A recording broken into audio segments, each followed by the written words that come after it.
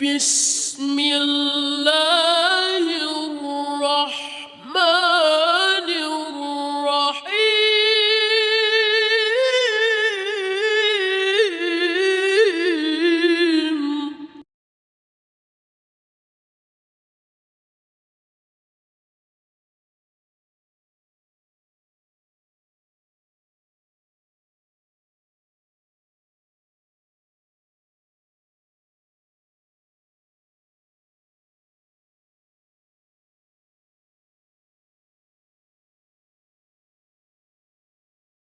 نحمده ونصلي على رسوله الكريم اما بعد فاعوذ باللہ من الشیطان الرجیم بسم اللہ الرحمن الرحیم۔ سارے سننے والوں کو السلام علیکم ورحمۃ اللہ وبرکاتہ۔ میں سب سے پہلے آپ لوگوں کو شکریہ ادا کرنا چاہتا ہوں کہ جن لوگوں نے ہمیں سبسکرائب کیا اور جو انشاءاللہ ضرور کریں گے، کہ اس ویڈیو سے آپ کنیکٹڈ رہیں، اس سیریز سے آپ کنیکٹڈ رہیں۔ یہ ایک ایفرٹ ہے جو کافی محنت کے بعد اور کافی تجربوں سے گزرنے کے بعد میں نے کی ہے، اور میرے بہت سے دوست اس میں شامل ہیں جو کسی نہ کسی حد تک بدلتے اسلام، بدلتے صورتیں، بدلتے لوگ اور ایسے آئیڈیاز جو عام معصوم لوگوں کی زندگی کو بدل دیتے ہیں۔ بہت کم ہے جن کی زندگی اچھی راستے پہ رہتی ہے، اور بہت زیادہ ہیں جن کی زندگی بہت مسائل سے گزرتی ہے۔ صرف ایک ایسے عالم کو سننے سے یا ایک ایسے شخص کو سننے سے جو بظاہر سننے میں تو بہت اچھا لگتا ہے کہ اس کا کافی علم ہے اور وہ کوئی کوالیفائڈ ہے، لیکن ان کے آئیڈیاز، ان کی باتیں اس قابل نہیں ہوتی کہ وہ انسان کو روحانی طور پر کوئی حل دے سکیں، جو ان کی زندگی کے مسائل ہیں وہ حل ہو سکیں، یا اگر روحانیت کے حساب سے نہ بھی، مذہبی طور پر بھی یا دینی طور پر بھی وہ اس قابل نہیں رہتے کہ وہ ایسا کوئی مشورہ دے سکیں۔ اور جو سننے والے ہیں وہ جب ان کو سنتے ہیں تو وہ اپنے ہی معنی، اپنے ہی مطلب اخذ کرتے ہیں اور بہت سی مشکلوں میں پڑ جاتے ہیں۔ مسئلہ صرف ہندو، مسلمان، سکھ، عیسائی یا کسی غیر مذہب یا کسی ایسے شخص کا جو کسی چیز پہ بلیو نہ رکھتا ہو، ایمان نہ رکھتا ہو، اس کا نہیں۔ مسئلہ اس سے آگے ہے، مسئلہ ہم انسانوں کا ہے، اور ہم لوگ ایک سماجی جانور ہیں، یعنی سوشل اینیمل جسے آپ کہتے ہیں، کہ ہم دوسرے لوگوں کے ساتھ رہتے ہیں، زندگی گزارتے ہیں، اور مذہب یا دین یا کوئی ایسا بلیف جو کسی حکومت نے رکھا ہو، اس پر فالو کرنا، جنہیں ہم اقدار کہتے ہیں، انسانی اقدار۔ کچھ اقدار ہیں جو مذاہب سے آتی ہیں، کچھ اقدار ہیں جو ہمارا معاشرہ ہمیں سکھاتا ہے۔ تو جو پہلا ہائپوتھیسس آج ہم شروع کر رہے ہیں، انشاءاللہ اس کا مین تھیم ایک ایسے نظریے پر ہے جو کہ ہم نے خود سوچا ہے، کیونکہ قرآن مجید یا کسی بھی کتاب کا ترجمہ کر لینے سے ہمیں وہ نظریہ سمجھ نہیں آتا۔ یعنی ایک عام انسان کا نظریہ اگر اس کے زاویے سے دیکھا جائے، اس کے پرسپیکٹیو سے دیکھا جائے، تو وہ سمجھنے سے قاصر ہے کہ یہ اتنی ویکیبلری اور اتنی لوکیشن اور آئی ڈونٹ نو، یہ کتنی چیزیں ہیں جو ایک عام انسان نہیں سمجھ سکتا، یا وہ شخص جو ابھی اس سٹیج پہ پہنچا ہو کہ جو مذہب سے اتنا واقف نہ ہو اور وہ انٹرسٹ رکھتا ہو اور وہ اس کو سیکھنا چاہتا ہو اپنے دین کے بارے میں۔ دین کوئی بھی ہو سکتا ہے، تو وہ سب سے پہلے یوٹیوب پہ آئے گا، سب سے آسان اس کے لیے یہ ہے۔ اوکے، تو آج کا جو ہائپوتھیسس ہم کریٹ کر رہے ہیں وہ ایسی چیز ہے جو کہ ہر انسان سائنس کی بدولت اور آرکیولوجیکل فائنڈنگ کی بدولت وہ اس تک پہنچا ہے کہ ہم اس دنیا میں کیسے ہم نے وجود پایا، کس طرح سے ہماری تہذیب بنی، اور آج ہم کہاں کھڑے ہیں۔ تو وہ لوگ جو اتنی محنت اور اتنی تگ و دو کے بعد کچھ ایسی چیزوں پہ پہنچے جن میں کوئی تعصب نہیں تھا یا بایس نہیں تھا کسی مذہب کا، کسی دین کا، ان کی ریسرچ بلا تعصب ان نظریوں تک پہنچی، ان تھیوریز تک پہنچی جس سے وہ مدعا حل ہو سکے، وہ پرابلم سولو ہو سکے، اس پرابلم کا آنسر مل سکے، یا جو پرابلم کوشچن سوالات ریز کرتی ہے اس کے وہ آنسرس تک پہنچ سکے۔ سائنٹیفک ریسرچ، سوشل ریسرچ اور کتنی طرح کی ریسرچ، تحقیق ہمارے سامنے ملتی ہے، اور جس سے کوئی انکار ایک حد تک نہیں کر سکتا۔ جہاں یہ تحقیق محدود ہے وہ اس کو ڈکلیئر کرتی ہے کہ یہ یہاں تک کی تحقیق ہے اور اس سے مزید تحقیق کی ضرورت ہے۔ تو ایک انسان کا شعور، ایک انسان اس کو سمجھنے میں اتنی دقت محسوس نہیں کرتا، یا کہ وہ چیز جو کہ ایک عالم نے آپ کو کسی بھی تعصب کے ذریعے بتائی ہو، یا اپنی ہی کسی پرسنل انٹرسٹ کی وجہ سے بتائی ہو، اس میں تعصب شامل ہوتا ہے، اس میں بہت سی چیزیں شامل ہوتی ہیں کہ جو اس کو اتنا پائیدار، اتنا ریلائبل، جس میں ہم اعتقاد رکھ سکیں، ایمان لا سکیں، مشکل ہو جاتا ہے۔ آج کا جو ہائپوتھیسس ہم کریٹ کر رہے ہیں وہ کچھ اسی نوعیت کا ہے، جس میں زیادہ تر وہ چیزیں ہوں گی جسے پوری دنیا میں لوگ مانتے ہیں، اور وہ صرف ماننا یہ نہیں کہ ہم نے کہا تو تم بھی مانو، وہ ماننا یہ ہے جسے سائنس نے پروف کیا ہو، سائنٹیفک آسپیکٹس کے حساب سے وہ تھیوری پروف ہوئی ہوئی ہو، کہ جسے سائنٹیفک پرسپیکٹو سے ہم ویلیڈیٹ کر سکتے ہیں، یعنی اس کی تصدیق کر سکتے ہیں کہ یہ بات ٹھیک ہے۔ یعنی اگر ایک مثال لے لی جائے تو باقی مثالیں دینا ضروری نہیں ہوگا۔ جیسے دنیا گول ہے، اب اس چیز سے کون انسان ہے جو اختلاف رکھے؟ ہاں، کچھ محدود لوگ ہیں جو فلیٹ ارتھ تھیوری دیتے ہیں، لیکن ہمارا مقصد ان پیچیدگیوں کی طرف لے کے جانا نہیں ہے، ان چیزوں کی طرف لے کے جانا ہے جو کہ سائنٹیفک پوائنٹ آف ویو سے پروف ہوئی ہیں۔ تو پہلی چیز جو ہے ہمارے سامنے وہ کہ انسان اس دنیا میں کیا ہے، کیسے ہے، کس طرح سے اس کا وجود بنا، کس طرح سے یہ تہذیب یافتہ ہوا۔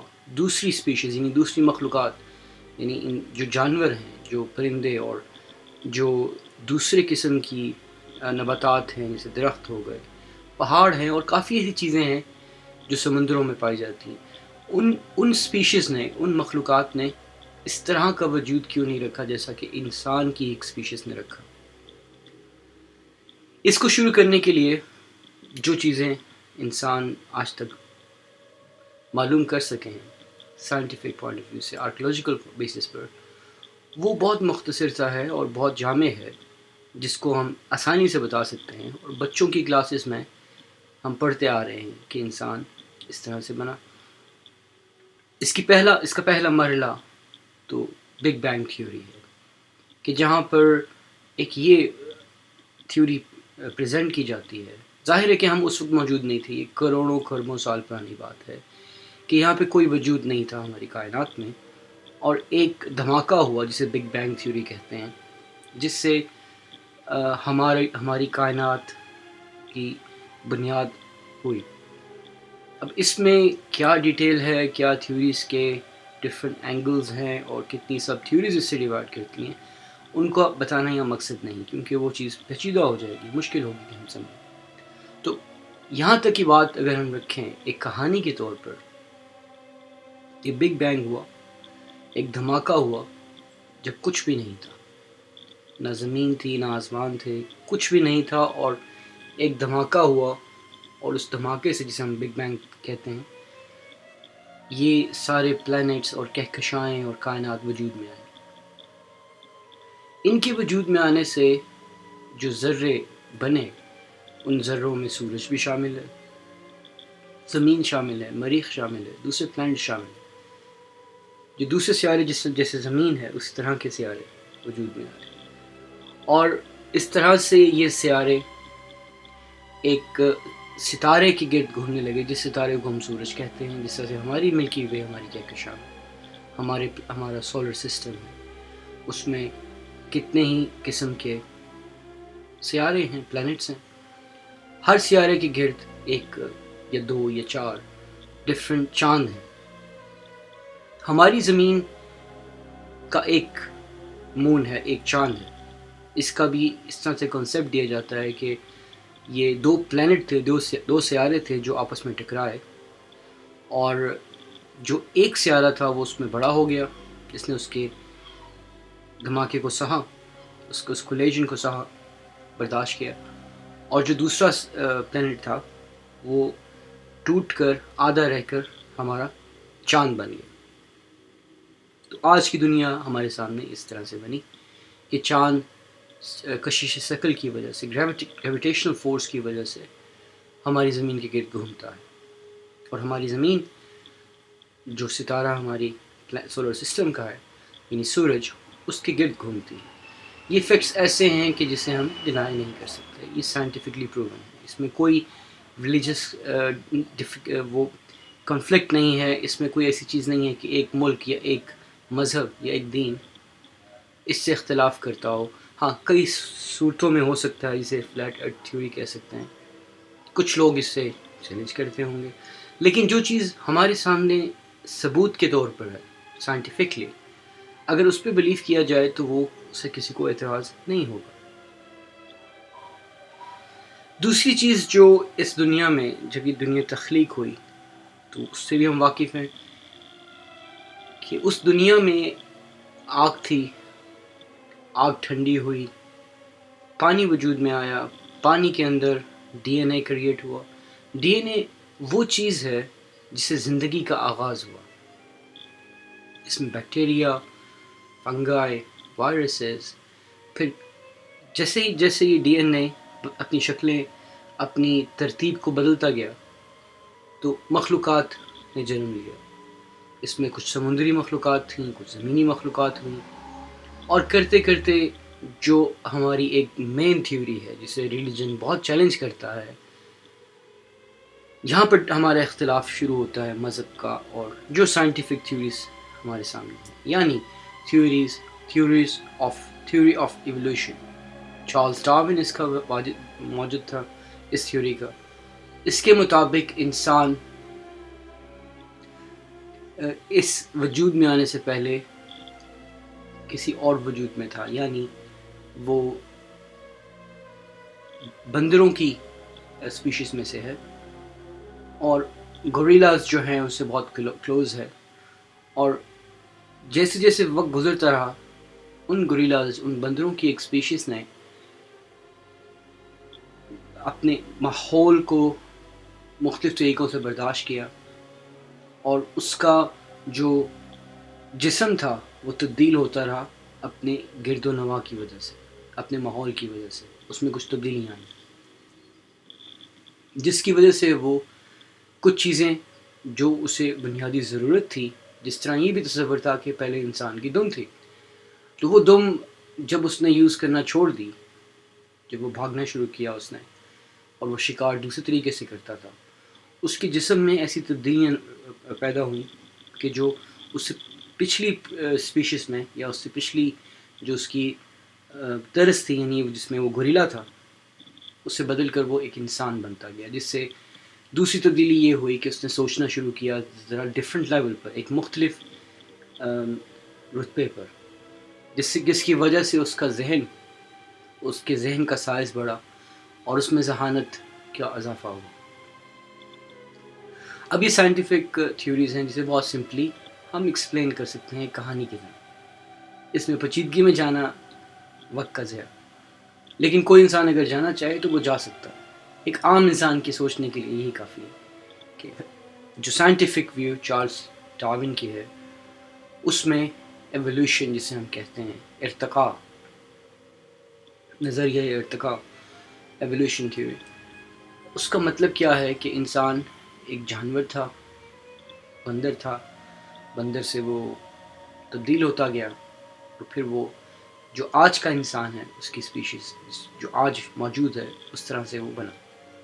اور وہ اتنا ذہین تھا کہ جتنی کوئی دوسری مخلوق ذہین نہیں تھی، اس میں اتنی قابلیت تھی جو دوسری مخلوقات میں نہیں تھی، اس کی وجہ سے انسان ایک سکسیسفل اور کمپٹیٹیو، ایک مقابلہ کرنے والا جانور بنا، جو دوسری جانوروں یا دوسری مخلوقات سے آگے چلا گیا، اور دوسری جو مخلوقات تھیں وہ اس کے تابع ہوتی رہیں۔ اوکے، اس کا ثبوت کیا ہے؟ آرکیولوجیکل فائنڈنگز یہ بتاتی ہیں کہ انسان کروڑوں سالوں پہلے اس دنیا میں اس کے آثار ملتے ہیں، اور ان انسانوں کے جسم کو جب معائنہ کرتے ہیں تو وہ جسمانی طور پر مختلف ہیں ان سے جو کہ آج کے انسان ہیں۔ اس طرح سے انسانوں کی بھی اسپیشیز میں ارتقاء ہوتا رہا، وہ بدلتے رہے، اور جو آج کا انسان ہے اس تک پہنچنے میں ہمیں کھربوں سال، کروڑوں سال لگے۔ اس تھیوری کو سائنس پروف کرتی ہے، آج کی دنیا مانتی ہے، لیکن ہمارا مذہب جیسے مذہب اسلام، اس میں آدم اور حوا کا کنسپٹ ہے، جس میں لوگ کافی تحقیق کر کے اس کو بہت قریب لے آ سکتے ہیں، اگر لے کے آنا چاہے، اگر ان کا دل چاہتا ہے کہ ہم اس کو ایولیوشن تھیوری کو اسلامک بنا دیں۔ یہ ان کی مرضی ہے، لیکن ہماری اس پہ بحث نہیں، کیونکہ میرا سب سے بڑا مسئلہ یہ ہے کہ ایسی پیچیدگیوں میں عام انسان گھبرا جاتا ہے، اور وہ اپنے نظریہ جو اس کا ہونا چاہیے ایک مذہب سے، جو اس کی روح اور اس کی اسپریچولیٹی کے لیے لازم ہے، اس سے محروم رہ جاتا ہے۔ تو اب آگے اس بات کو بڑھاتے جائیں تو اب آپ ایک انسان کو دیکھتے ہیں کہ جو ہمیں آرکیولوجیکل، یعنی جو آپ کے آثار قدیمہ کے لوگ ہیں، وہ سائنٹیفکلی چیزوں کو دریافت کرتے ہیں، ڈسکور کرتے ہیں کہ زمین کے نیچے دبی ہوئی ہیں، یہ کسی ایسے مقام پر ہیں، یعنی کسی غار میں، کہ جہاں ان کے آثار ملتے ہیں، ان کی ہڈیاں ملتی ہیں، اور ان کے رہنے سہنے کے طریقے ملتے ہیں، کس چیز سے وہ شکار کرتے تھے، کس طرح سے وہ کھاتے تھے، یہاں تک کہ ان کی جو فضلہ ہے اس تک کو ایگزامن کرتے ہیں، یعنی اس سے ان کی خوراک کا پتہ چلتا ہے کہ اس زمانے میں کروڑوں سال پہلے وہ انسان کیا کھایا کرتے تھے۔ اب یہاں پر ہماری اصل کہانی شروع ہوتی ہے کہ ہم یہی چیز اگر بلیو کرتے رہیں کہ جو سائنس نے ہمیں آج تک فائنڈ کر کے دی ہے، جس سے انکار نہیں کیا جا سکتا، کیونکہ وہ ایک ایسی چیز ہے جو کہ ہمارے سامنے ہے، اس کا وجود ہم اگر انکار کریں تو وہ ایک بے وقوفی ہوگی، کیونکہ اس کا آپ کس طرح سے انکار کر سکتے ہیں، اس کو کیسے ڈیفائن کر سکتے ہیں۔ اگر مذہب کا سہارا لیں تو کئی آپ نظریہ پیش کر سکتے ہیں، لیکن اس کا حل آپ کو نہیں ملے گا، یہ صرف وقت کو صرف کرنے یا ٹائم پاس کرنے کے لیے آپ یہ ڈیبیٹ کر سکتے ہیں، ایک انٹلیکچوئل جمناسٹک ہو سکتی ہے اس کے اوپر۔ آگے بڑھتے ہوئے ہم دیکھتے ہیں کہ سب سے پہلے انسان نے غاروں میں پناہ لی، جو اس کی بنیادی ضرورت تھی، جس طرح دوسرے پرند چرند گھونسلہ بناتے ہیں، کسی نہ کسی غار میں رہتے ہیں، کسی ایسی جگہ پہ جہاں پہ وہ سیکیورٹی فیل کریں، سیفٹی آف دیئر لائف۔ اس کو اس انسان نے کیسے فائنڈ کیا؟ یہ وہی چیز ہے جو کہ ہر جانور، ہر جاندار چیز میں، یعنی ہم اگر بایولوجیکلی لوگوں کو، اسپیشیز کو دیکھیں تو ہمارے سامنے نباتات ہیں، یعنی درخت، ان کا بھی کوئی ایسا میکانزم ہوتا ہے کہ وہ اپنی سروائیول انسٹنکٹس کی بیس پر اپنے آپ کو پروٹیکٹ کرتے ہیں۔ اور آپ ڈسکوری چینل دیکھیے، اس کے اوپر جو آپ کو کئی ایسے پلانٹس ملیں گے کہ جو موو نہیں کر سکتے، اور ان کی ضرورت ہوتی ہے نائٹروجن کی یا پروٹین کی، وہ ایسے فلاور، ایسے پھول بناتے ہیں کہ جس سے ایک پرندہ یا کوئی پروٹین رچ انسیکٹ، کیڑا، اس کی طرف اٹریکٹ ہوتا ہے اور وہ پھر اس کو پکڑ لیتی ہے۔ اس طرح کے بہت سے پھول ہیں، اس طرح کے بہت سے آپ کو جو درختوں میں، پھولوں میں، ان کی جو اسپیشیز ہیں ان میں آپ کو مل سکتا ہے۔ اسی طرح سے کتنی ہی آپ کے پاس جانوروں کی قسمیں ہیں جو چل پھر سکتے ہیں، ان کی نیچرل انسٹنکٹس وہ کیا ہیں؟ وہ بیسیکلی سیفٹی ہے، کہ وہ اپنا گھر بناتے ہیں، گھونسلہ بناتے ہیں، یا کسی ایسی جگہ پہ رہتے ہیں جہاں پہ اسے انہیں شکار ہو جانے کا ڈر کم ہو۔ تو یہی چیز انسان نے ایز اے ہیومن اسپیشیز، ایک مخلوق ہونے کی وجہ سے اس نے کی، جو ہر مخلوق کرتی ہے، سروائیول انسٹنکٹس۔ اور اس نے غاروں کو دریافت کیا اور غاروں میں رہنا شروع کیا، اور وہ اس طرح سے رہا جیسے دوسرے جانور رہتے ہیں، ایک قبیلے کی شکل میں، لیکن اس قبیلے کو اس قبیلے سے نہ آپ ذہن میں رکھیے جیسے عام قبیلے ہم لوگ دیکھتے ہیں۔ یہ قبیلے بہت چھوٹے ہوا کرتے تھے، جنہیں ہم گروپ کہتے ہیں، ایک گروہ تھا کچھ انسانوں کا۔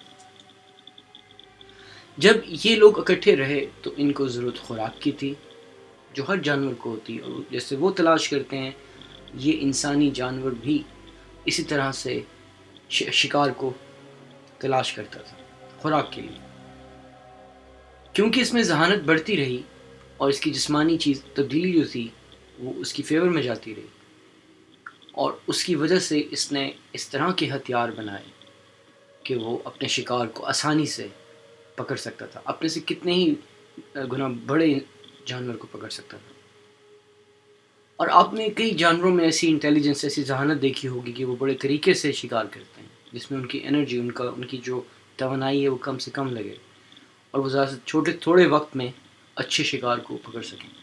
اس میں بھیڑیوں کو دیکھ لیں کہ وہ گروپ کی شکل میں ہوتے ہیں، اور ان میں اتنی کوہیرنس ہوتی ہے کہ وہ اس طرح سے ٹریپ کرتے ہیں، اس طرح سے پکڑتے ہیں، گھیرا ڈالتے ہیں اپنے شکار میں، کہ جو بہت مشکل ہے سمجھنا کہ اتنی ذہانت ایک بھیڑیے میں، ایک جانور میں ہو سکتی ہے۔ اور صرف یہ نہیں، اس کے علاوہ بھی بہت سی مثالیں آپ کو ملیں گی، کئی ایسی اسپیشیز ہیں کہ جو اس طرح سے، یعنی سمندر میں اگر آپ دیکھیں تو ڈالفنس بھی اس طرح سے کام کرتی ہیں کہ چھوٹی مچھلیوں کو پکڑنے کے لیے وہ کافی طریقوں سے ان کو پہلے گھیرے میں ڈالتی ہیں، جال بناتی ہیں۔ یہ کہنا کہ انسان میں ذہانت ہونا کوئی انوکھی بات نہیں ہے، تو یہ اس میں کسی کو اعتراض نہیں ہونا چاہیے۔ دوسری اسپیشیز میں بھی یہ چیز موجود تھی، لیکن انسان میں یہ چیز بڑھتی رہی، اس کی ذہانت بڑھتی رہی، اور وہ اس سے زیادہ فائدے اٹھاتا رہا۔ لیکن یہ چیز جو ہمیں ابھی کامن نظر آ رہی ہے، اس پہ ہم آگے بات کریں گے کہ اس ذہانت سے انسان نے کیا کیا۔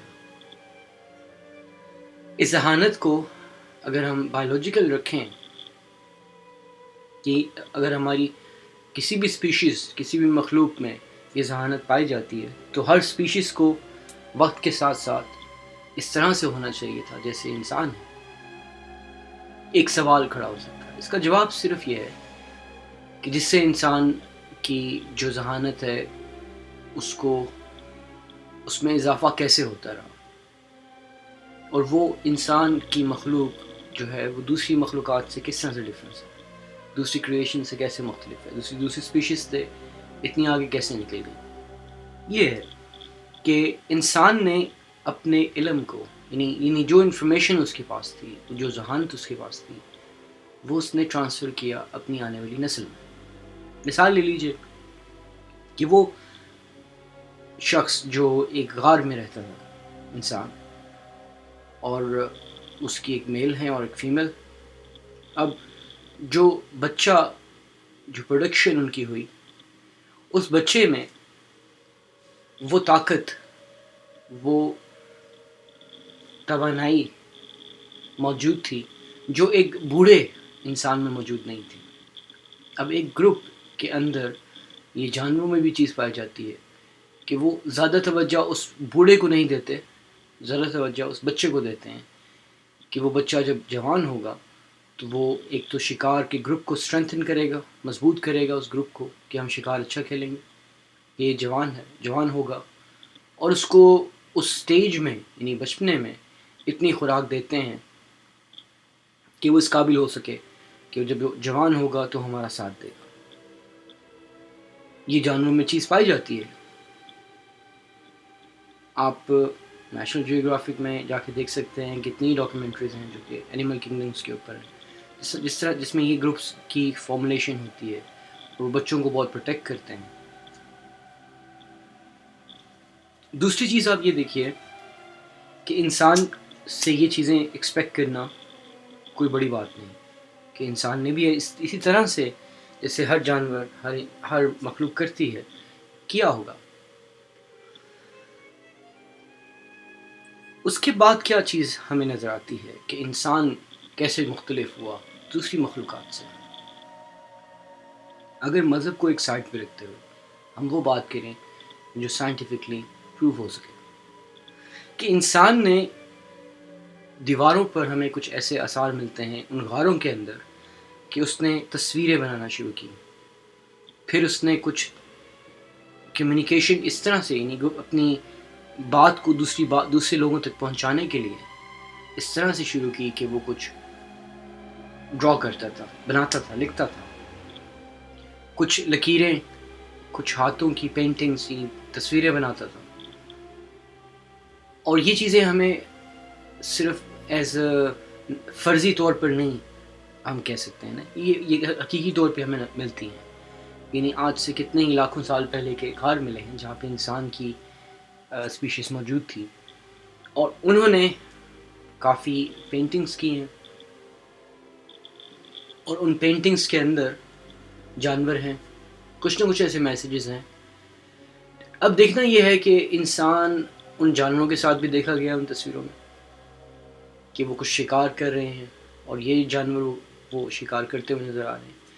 اس کا مقصد سے ہوا کیا کہ جو انسان کی آنے والی نسل تھی اس میں وہ ذہانت جو موجود تھی فطری طور پر اس کو ایک کک سٹارٹ ملا. اور وہ کک سٹارٹ جو تھا وہ کافی اچھا تھا. یعنی ایک اگر پیرنٹس کی جنریشن ایسی ہو کہ جو کافی سرمایہ جمع کرے تو آنے والی جنریشنز جو ہیں، آنے والی جو آپ کی اولادیں ہیں، جو نسلیں ہیں، وہ اسے افادیت حاصل کرتی ہیں، اس سے بینیفٹ حاصل کرتی ہیں. یعنی آپ کے دادا نے اگر ایک بہت اچھا گھر بنایا ہو اور بہت سی زمین رکھی ہو تو آپ کے والد اس سے فائدہ اٹھائیں گے، یہاں تک کہ آپ بھی اس سے فائدہ اٹھائیں گے. تو یہ ایک ٹرانزیشن تھی جو ایک نسل نے دوسری نسل تک پہنچائی اور اس نسل کا فائدہ اٹھاتے ہوئے پہلی نسل دوسری نسل نے اس میں اضافہ کیا اور تیسری نسل تک پہنچایا. یعنی جسے ہم نالج ٹرانسفر کہتے ہیں. اب یہاں پہ تھوڑی سی چیز ایک سمجھنا ضروری ہے کہ ایک ڈیٹا جیسے ہے آپ کے پاس جو کہ نمبرز ہوتے ہیں اس کے کوئی معنی نہیں. 1 2 3 4 5 اس کا کوئی معنی نہیں. اس کو اگر کوئی معنی دیا جائے تو یہ انفارمیشن بن جاتی ہے. لیکن ابھی یہ معنی اور نمبرز انفارمیشن ہونا کسی مسئلے کا حل نہیں ہے. ضروری ہے لیکن اس کو جب ہم کمبائن کرتے ہیں معلومات کو تو ہمارا علم بنتا. لیکن علم کا ہونا بھی کوئی حل نہیں ہے. یعنی مجھے علم ہے کسی چیز کا کہ یہ چیز ایسی ہوگی، جب تک کہ میں اس علم کو ٹیسٹ نہ کروں. جب میں اس علم کو ٹیسٹ کروں گا تو مجھے پتہ چلے گا کہ یہ تو علم ہی غلط تھا. جو معلومات مجھے دی گئی تھی میں نے ان کو آئیڈیا بنایا، اس سے ایک نظریہ بنایا اور اس کو اپلائی کیا کسی ایک تھیوری پہ، شکار کیا. اس کی انفارمیشن مجھے یہ ملی تھی، اس کا علم مجھے یہ ملا تھا کہ شکار اس طرح سے کیا جائے. جب میں نے شکار کیا تو مجھے لگا کہ یہ معلومات یہ علم کمزور ہے. وہ اس وقت مجھے پتہ چلا جب میں نے اس کو ٹیسٹ کیا.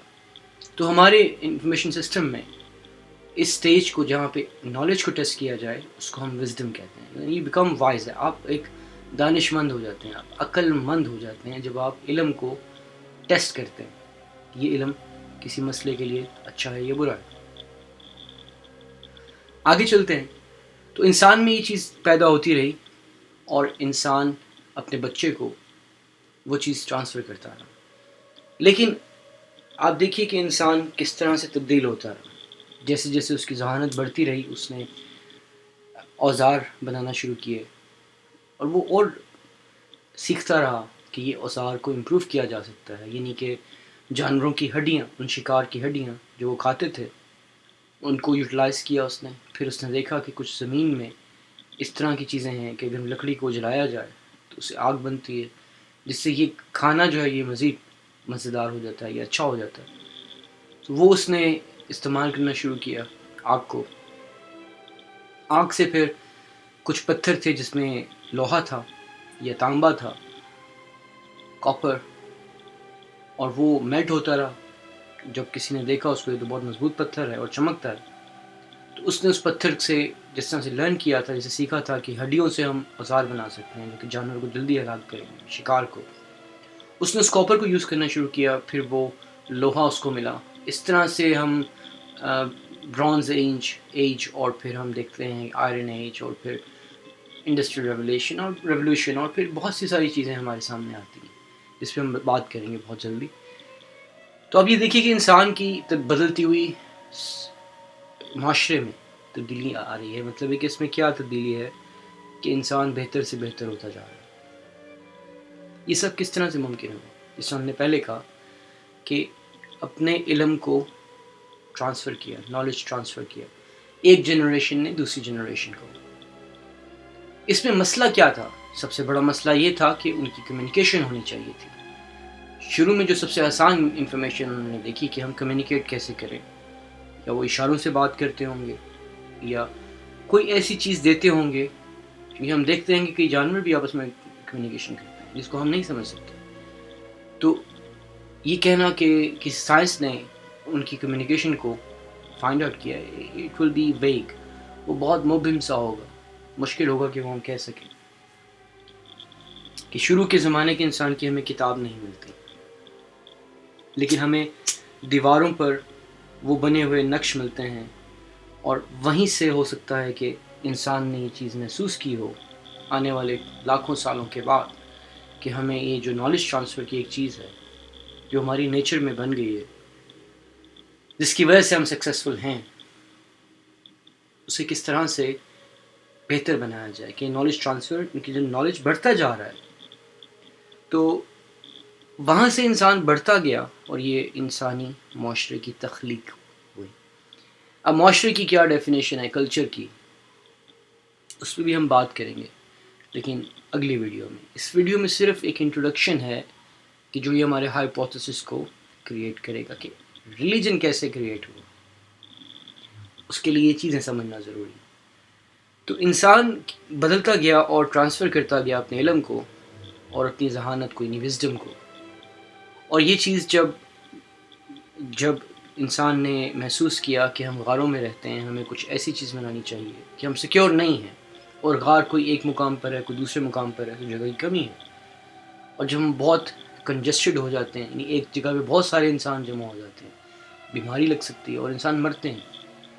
تو یہی چیز اس نے محسوس کی ہوگی، اور یہ ہم ایک فرضی طور پر کہہ سکتے ہیں، لیکن یہ اس سے انکار نہیں کیا جا سکتا، موسٹ لائکلی یہی ہوا ہوگا. اس میں بھی ایک تھیوری ہے کہ کوئی ایلین آئی، اسپیس شپ آئی اور اس نے بھی انسان کو ایسی ذہانت دے دی. یہ چیز ابھی تک کوئی آرکیولوجیکلی پروف ہمیں نہیں ملتا، لیکن کافی انڈیکیشنز ہیں، لیکن ابھی ہمارا وہ مقصد نہیں ہے. ایسی کنفلکٹنگ آئیڈیاز کو شیئر کیا جائے کہ جو خواب و خیالوں میں ہو. اس وقت تک وہ خواب و خیال رہے گا جب تک سائنٹیفکلی چیز پروف نہ ہو، اس سے کوئی انکار نہ کر سکے، چاہے وہ سکھ ہو، مسلمان ہو، ہندو ہو، عیسائی ہو، کسی بھی مذہب سے، یا کوئی ایتھیسٹ ہو. تو آپ یہ دیکھیں کہ انسان بدلتا رہا، اس کا معاشرہ تخلیق کرتا رہا، چیزوں کو امپروو کرتا رہا، بہتر بناتا رہا، ایک جنریشن دوسری جنریشن کے لیے کچھ نہ کچھ ایڈیشن کرتی رہی، یہاں تک کہ انسانوں نے محسوس کیا کہ اب ہمیں غاروں کے بجائے کسی اور جگہ پر بندوبست کرنا پڑے گا. اس کے لیے سننے میں ہی آتا ہے، دیکھنے میں ہی آتا ہے تھیوریز کو، کہ ایک عورت نے کچھ گندم کے دانے جو انہوں نے محسوس کیا وہ کھا سکتے تھے، وہ پھینکے اور انہوں نے گرو کرنا شروع کیا، اور وہاں سے ہماری جو ایگریکلچر کی ایک بنا شروع ہوئی انسانوں میں. پھر انسانوں نے محسوس کیا کہ ہمیں اتنی دور غاروں میں رہنے کی ضرورت نہیں، ہم ایک مقام کو بنا سکتے ہیں، تعمیر کر سکتے ہیں، اور یہ جو کاشتکاری ہے، ایگریکلچر ہے، اس کی بیس پر ہم اپنی خوراک کی ضرورت جو ہے وہ پوری کر سکتے ہیں. اس سے فائدہ کیا ہوگا کہ ہماری آبادی بڑھ سکتی ہے، غار لمیٹڈ ہے، محدود ہے، زمین کھلی ہے. تو انسانوں نے جب یہ کاشتکاری کا، ایگریکلچر کا علم حاصل کیا، تو بڑھتے بڑھتے انسان کی سویلائزیشنز، ایک گروپ نے دوسرے گروپ پہ حملہ کیا کہ اگر ان لوگوں نے بہت ساری کاشتکاری کی ہے اور کئی سالوں میں اتنا اناج جمع کیا ہے، اتنے جانور اکٹھے کیے ہیں، تو بہتر یہ ہوگا کہ ان سے لڑ کر انہیں کو شکار بنا لیا جائے. یہاں سے جنگوں کا آغاز شروع ہوتا ہے. تو انسان کی کمیونٹیز گروپس آپس میں لڑنا شروع ہوئے ریسورسز کے لیے, روٹی کے لیے, کھانے کے لیے, خوراک کے لیے. اور the hunters become the huntee. جو شکاری تھے وہی شکار بن گئے. تو اس طرح سے جو ہماری سویلائزیشنز ہیں ان میں جنگوں کا, سیفٹی کی جو نیچرل انسٹنکٹس تھیں وہ جنگ کی شکل میں نظر آئیں کہ ہماری نیچرل سیفٹی جو انسٹنکٹس ہیں جو ہماری ایک فطرتی طور پر اپنے آپ کو بچانے کی جو انسٹنکٹ ہے, ایک فطری طور پر جیسے اگر کوئی بچہ ہاتھ آگ کو لگا دے وہ فوراً ہاتھ اس کا پیچھے ہٹ جاتا ہے. ایک ریفلیکسو اس میں ہے کہ وہ اس کو محسوس ہوتا ہے کہ وہ خطرہ ہے, بغیر دیکھے بھی وہ اپنا ہاتھ پیچھے کر لے گا. تو یہ چیز ایسی تھی کہ جو انسانوں نے کریٹ کی اور ان میں ویپنز ہتھیار بنے, اور پھر اس طرح سے ہمارا معاشرہ کو شکل اختیار کرتا رہا. اسے ہم کلچر کہتے ہیں.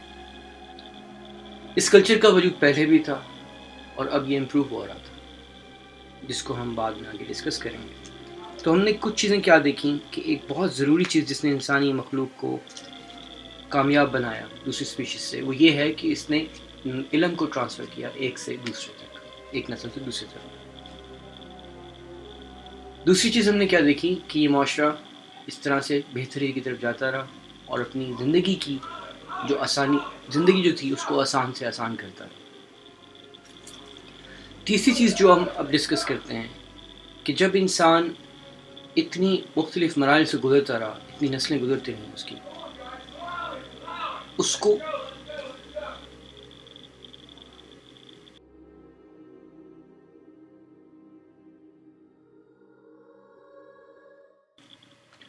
اور یہ چیز انسان کے لیے ترقی کا سبب بنی کہ اگر وہ کسی علم کو ٹیسٹ کرے, اسے دیکھے کہ اس میں اچھی چیز کیا ہے, اچھا علم کون سا ہے اور برا علم کون سا ہے, اور پھر اس کو حفاظت کے ساتھ دوسری نسل تک پہنچا دے. لیکن یہ اتنا آسان نہیں تھا.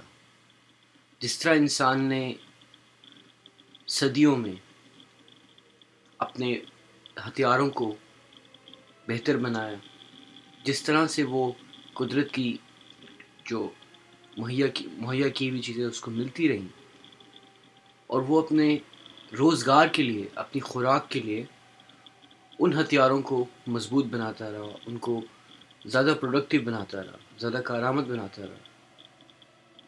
اسی طرح سے اس کے رہن سہن میں کہ جہاں اگر سردی ہے تو اس نے کھالوں کو, جانوروں کی کھالوں کو استعمال کرنا شروع کیا. پھر اگر خوراک کا مسئلہ ہے اور جگہ کی کمی ہے تو اس نے ایگریکلچر کو انٹروڈیوس کیا, دریافت کیا اور اسے امپروو کیا. پھر اسی طرح سے اس کے سوشل جو بائنڈنگز تھیں, یعنی کہ ایک شخص ہے اس کو اپنی بیوی کے ساتھ کس طرح سے برتاؤ رکھنا چاہیے, یا اپنے بچوں کو کس طرح سے ٹریننگ دینی چاہیے, یا اپنے بڑوں سے کس طرح سے تعلق رکھنا چاہیے, اور تاکہ وہ ایک گروپ کی جو کوہیرنس ہے, یعنی کہ وہ ایک گروپ مضبوط بن کے رہے, اسے کس طرح سے بہتر بنایا جائے. تو کچھ چیزیں جو تھیں جو اس کے فطری طور پہ اس میں موجود تھیں, یعنی ایک ماں کی محبت بچے کے لیے فطری طور پہ موجود تھی, وہ تو اسے کام دیتی رہی, لیکن اس نے کچھ چیزیں خود سے بنائیں جس کی وجہ سے انسان کو سب سے ذہین مخلوق کہا جاتا ہے اس کرۂ ارض پہ, زمین پر. تو اب یہ دیکھنا ہے کہ اگر انسان اس طرح سے ان چیزوں کو امپروو کرتا ہے, اور نالج ٹرانسفر اس کا کی فار سکسیس فیکٹر ہے, یعنی کہ اگر وہ نالج کو سکسیسفلی کامیابی کے ساتھ ٹرانسفر نہیں کرے گا تو وہ اس کی پوری سویلائزیشن خطرے میں پڑ سکتی ہے. تو یہ ضروری تھا کہ ایک جنریشن دوسری جنریشن تک اپنا علم پہنچائے. لیکن ان کو ایک اور مسئلہ تھا جو صحت اور زندگی کا تھا, کہ اگر آپ ایوریج لائف سپین دیکھیں ایک انسان کا لاکھوں کروڑوں سال پہلے, تو وہ بہت لمیٹڈ تھا، یعنی 30-40 سال کی عمر ایک لمبی عمر تصور کی جا سکتی تھی. اور جب انسان نے محسوس کیا کہ جب یہ لوگ جو بوڑھے ہو چکے ہیں وہ بہت علم رکھتے ہیں لیکن وہ اس قابل نہیں ہیں کہ وہ شکار پہ جا سکیں یا ایگریکلچر کا کچھ کام کر سکیں، لیکن ان کی جو قیمت تھی، جو بوڑھے لوگوں کی قیمت تھی، وہ علم تھی، حکمت تھی، جو وہ اپنے نیکسٹ جنریشن میں ٹرانسفر کرتی تھی. اور ظاہر ہے ایک فطری طور پر ایک بیٹے کو یا بیٹی کو اپنے ماں باپ سے محبت ہوتی ہے. سو اس کی وجہ سے یہ ایک کمپلیکس سوسائٹیز بنتی رہی انسانوں کے درمیان. سب سے آسان حل کسی چیز کو کرنے کا کیا ہے، یعنی کہ اگر آپ ایک پلانٹ میں یعنی ارتھ کے اوپر کئی جگہوں پر دیکھیں کہ ایک طرح سے ہم نے دروازے بنائے، حالانکہ وہ ایک سویلائزیشن جو ایجپٹ میں ہے اور ایک سویلائزیشن جو امریکن کانٹیننٹ میں ہے اس میں سمندروں کا ڈفرینس ہے، اور کشتیاں ابھی ایجاد اس طرح سے نہیں ہوئی تھیں کہ وہ اتنا لمبا سفر کر سکیں، سمندری سفر کر سکیں. کس طرح سے انسانوں نے ایک مسئلے کا ایک حل نکالا جو ایک جیسا تھا. تو یہ چیز لوگوں کو تعجب میں مبتلا کرتی ہے کہ ہو سکتا ہے کہ کوئی ایسی چیز ہو، ایسی مخلوق ہو، یعنی کوئی ایلین ہو جو کہ جس کی ایکسیس زمین کے ڈفرینٹ حصوں پہ رہی ہو، لیکن جو عام انسان تھے ان میں وہ چیز ایکسیس نہیں تھی. تو اس وجہ سے وہ ایلین کنسیپٹ تھیوری جو ہے، وہ ایلین سویلائزیشن کو ڈیولپ کیا، وہ ایگزسٹ کرتی ہے، لیکن ہم ان چیزوں کو بھی سائڈ پہ رکھتے ہیں. ایک ایسی چیزیں جس سے ہمارے سامنے حقیقت نظر آئے اور ریئلٹی کو جتنا ہو سکے قریب رکھیں اپنے نظریے سے، یہی ہمارے لیے سب سے صحت مند ہوگا. تو آپ یہ دیکھیں کہ اگر انسان دیواروں پر پینٹنگ کر سکتا ہے، تصویریں بنا سکتا ہے، اور اس نے دیکھا کہ یہ ایک ایسی چیز ہے کہ جو کی جا سکتی ہے، اور یہیں سے آغاز ہوتا ہے ہینڈ رائٹنگ کا اور کمیونیکیشن کا، کہ کچھ ورڈز جو ہمارے پاس اس وقت تک جو اسکرپٹ میں ورڈز ہیں ان میں جانوروں کی تصویریں ہیں، مختلف انسان کی حالتوں کی تصویریں ہیں. اگر آپ ایجپشنس کے جو جو ان کے پرانے طرز میں لکھے ہوئے ان کے حروف ہیں ان کو دیکھیں تو وہ ایک انسان کی مختلف شکلیں ہیں اس کی باڈی کی، یا کسی کیڑے کی، اور اس کا نام ایک سچویشن پہ دے دیا ہو. سو اس طرح سے جو کمیونیکیشن کی ویکیبلری کریٹ ہوتی رہی اور مختلف سویلائزیشن میں، مختلف ثقافتوں میں وہ بدلتی رہی، لیکن اس کا مقصد ایک تھا کہ کمیونیکیشن کی جا سکے between generation, not just between people, صرف لوگوں کے درمیان نہیں، نسلوں کے درمیان تک یہ ٹرانسفر کیا جا سکے. یہاں پر یہ جو ہم مفروضہ جو ہم نے بنایا ہے، ہائپوتھیسس بنایا ہے کہ اس کے مذہب کس طرح سے انسانی زندگی میں آیا، اس کا بنیادی نقطہ یہاں پہ بنتا ہے کہ یہاں انسان نے جب کمیونیکیشن شروع کی، آپس میں بات کرنا شروع کی، اور اس کو زبان کے حروف ملے، اس نے بنائے، اور پھر اس نے پتھروں پہ لکھنا شروع کیا، پتوں پہ لکھنا شروع کیا. تو یہ چیزیں اتنی مشکل تھیں کہ ان کو اگلی نسل تک پہنچانا اتنا آسان نہیں تھا. جس طرح سے کہ اگر ہم یہ سوچیں یا خود دریافت کریں کہ فصل کیسے اگائیں گندم کی، اس میں کچھ مرحلے ہیں، کچھ وقت ہے، سیزنز کا ڈفرینس ہے، کس سیزن میں سب سے بیسٹ وقت ہے. تو اس طرح کی چیزیں اتنی کمپلیکس ہیں، اور پانی کس وقت دینا ہے، کتنا دینا ہے، یہ ساری چیزیں. اب فصل بھی ایک طرح سے نہیں ہے، زمین بھی ایک طرح سے نہیں ہے. تو یہ چیزیں سمجھانا اتنا آسان، یہ دوسری نسل تک پہنچانا اتنا آسان نہیں تھا. ان کو کرنے کے لیے، ان کو انٹرسٹنگ بنانے کے لیے، اور لوگوں کو جس طرح سے اگر ایک بچہ رات کو نہ سوتا ہو تو کئی دفعہ مائیں جو ہیں وہ اسے لوری دیتی ہیں، لیکن پھر بھی بچہ اگر تنگ کرے تو وہ اسے ڈراتی ہیں. یہ سب چیزیں کرنے سے بچے میں اس کی سائیکالوجی کو کنٹرول کرنے کا ایک مقصد ہوتا ہے کہ اس طرح سے کنٹرول کیا جائے کہ بچہ وہ چیز کرے جو ایک ماں چاہتی ہے. اب اسی چیز کو اگر ہم آگے لے کے جائیں کہ انسان نے وہی حل نکالا ہوگا کہ یا تو اسے اس طرح سے انٹرسٹ دلایا جائے کہ کچھ چیزیں جو دیواروں پہ لکھی جائیں یا کسی چیز کی مورتی بنائی جائے، اسٹیچوز.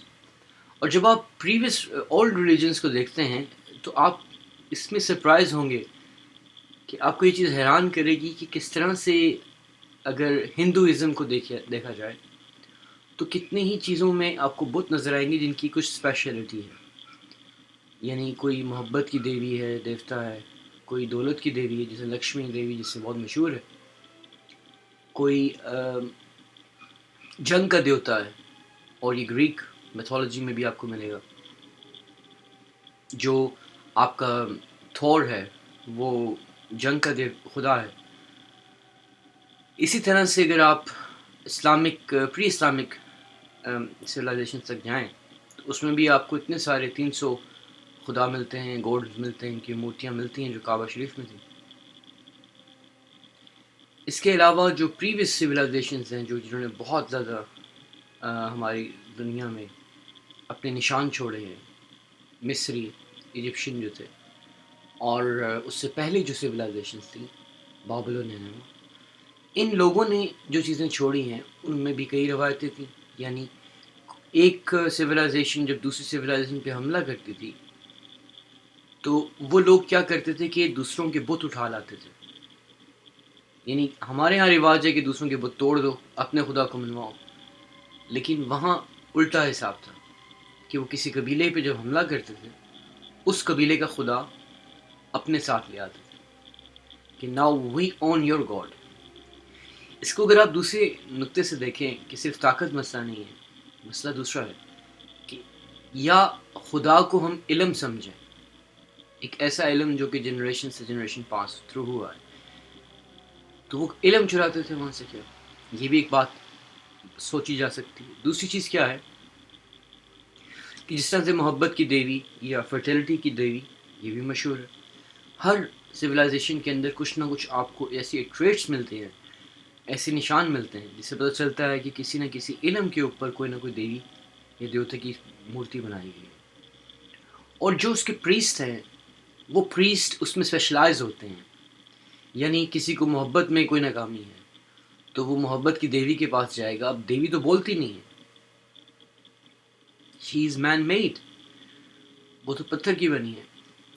اس کا امیج ہمارے سامنے ہے جو کہ انسپائر کرتا ہے انسان کو، اس کے انٹرسٹ کو، یا تو اس میں فیئر لے آتا ہے، خوف لے آتا ہے، ڈر لے آتا ہے، یا کوئی نہ کوئی اس کی نفسیات پہ ایسا دباؤ رکھتا ہے کہ وہ چیز جس طرح سے پرانی نسلوں نے کرنا چاہا وہ نئی اصل کرتی ہے. اب کسی کو فرٹیلٹی کا مسئلہ ہے تو وہ فرٹیلٹی کی دیوی کے پاس جائے گا. کسی کو محبت کا مسئلہ ہے، کسی کو پیسے کا مسئلہ ہے، کسی کو صحت کا مسئلہ ہے، تو وہ اپنی اپنی دیویوں کے پاس یا خداؤں کے پاس، ایک ہی مذہب کے اندر کتنے خدا اور دیوتا ہیں ان کے پاس جائے گا تو اس کی ایک پریسٹس ہے یا پادری ہے. اب وہ پادری یا پریسٹس وہ اس دیوی کی کو ریپرزینٹ کرتی ہے یا کرتا ہے.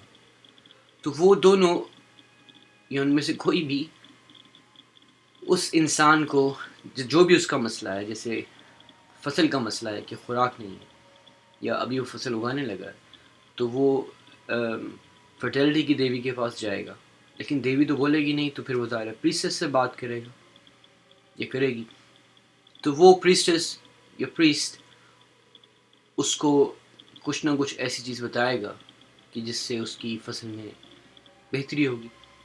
اب اگر آپ دوبارہ اس دور میں آ جائیں جو آج کا دور ہے، جب آپ دیکھتے ہیں کہ ہماری آج کل کی دنیا میں نالج کو کیسے ٹرانسفر کیا جاتا ہے یا وزڈم کو کیسے ٹرانسفر کیا جاتا ہے، اٹس تھرو یونیورسٹیز. اور فیکلٹیز ہوتی ہیں، ڈپارٹمنٹس ہوتے ہیں، departments of agriculture, faculty of agriculture, faculty of engineering, business and science and etcetera, philosophy, psychology, medical, dentistry, animal sciences, human sciences. So کتنی ہی مندر ہماری آج کی دنیا میں ہر ملک میں ہے. اس سے فرق نہیں پڑتا کہ کون سے مذہب میں آپ فالو کرتے ہیں، لیکن یہ یونیورسٹیز علم کو ٹرانسفر کرتی ہیں، وزڈم کو ٹرانسفر کرتی ہیں، اور ان کے بھی پریسٹس ہوتے ہیں یا پریسٹ ہوتی ہیں، پریسٹ ہوتے ہیں آپ کے پروفیسرز جن سے آپ علم لیتے ہیں اس شعبے کے اوپر جس میں وہ مہارت رکھتے ہیں. تو یہ ماڈرن ویو آپ کو کچھ نہ کچھ انڈیکیشن دے گا. اس میں کوئی حرج نہیں ہے، کوئی خدا کا قول ہم نہیں بتا رہے، یہاں صرف ایک مفروضہ ہے کہ جسے اگر ہم ریئلٹی کو دیکھیں ایک ایسی نظر سے جس میں مذہب کا باعث نہ ہو، آپ کو یہ چیز بہت کلیئرلی نظر آئے گی. اب ہم نے مذہب کو بھی ایک ایک ایک طرح سے ایک ڈپارٹمنٹ بنایا ہوا ہے ریلیجس اسٹڈیز میں، اور یہاں پہ آپ کو اس ہر ایک مذہب کے اسکالرس ملیں گے جو اس یونیورسٹی میں ٹیچ کرتے ہیں. اگر آپ کسی مذہب میں ریسرچ کرنا چاہتے ہیں تو آپ اس مذہب کے بندے سے بات کریں گے جو اس میں ماہر ہے. تو یہ سب چیزیں جو ہیں یہ پرانے وقتوں میں بھی ہو سکتا ہے کہ اسی طرح سے کریٹ کی گئی ہیں. یہ جو مندر آج ہم کہہ رہے ہیں یا یہ جو ہم جنہیں بت سمجھتے ہیں، یہ وہ انڈیکیشنز ہوں، نشان ہوں کسی ٹپیکل نالج کا. اور کئی ایسی ویڈیوز یوٹیوب پہ آپ کو ملیں گی جو انڈین ایک گاڈس ہیں، ان کے جو ٹیمپلز ہیں ان میں کچھ ایسی مارکنگز ہیں کہ جس میں رسی کو باندھنے کے طریقے، یعنی ناٹس کو باندھنے کے طریقے بتائے ہوئے ہیں.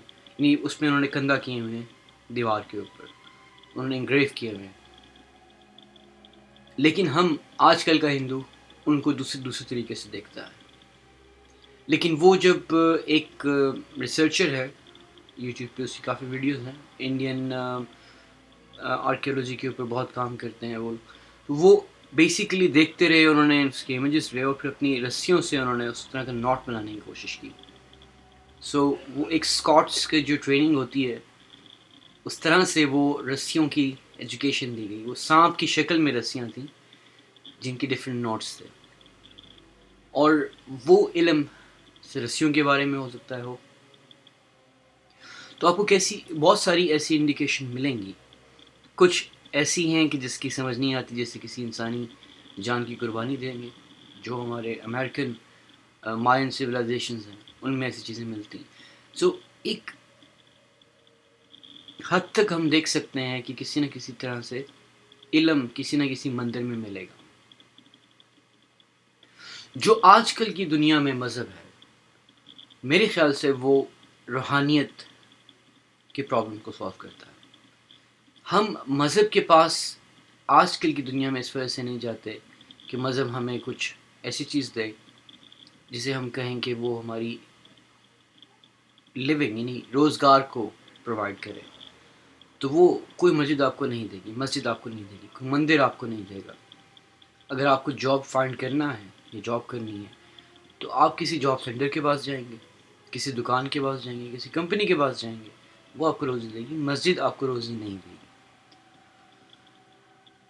تو یہاں تک پہنچتے ایک جو مفروضہ ہمارے ذہن میں کلیئر ہوتا ہے وہ یہ ہے کہ جو مذہب ہے وہ نالج ٹرانسفر کے لیے یوز ہوتا رہا، اور وہ بعد میں آج کل کے دور میں ایک سیپریٹ اینٹی بن گیا جو کہ اسپرچولیٹی کے لیے صرف ڈیزگنیٹ ہو گیا، جس سے ہم سے اسپرچولی اسٹرینتھن اپنے آپ کو مضبوط کرنے کے لیے کسی مسجد یا مندر یا ٹیمپل میں جاتے ہیں یا چرچ میں جاتے ہیں. اس کا پرپس اسپرچولیٹی ہے. اور جو باقی چیزیں ہیں جو ہماری زندگی کی نہیں، ایگریکلچر ہے، فوڈ ہے، ہم یا سینسبری میں جائیں گے یا ٹیسکو میں جائیں گے جس کی ریلیونٹ پلیس ہے.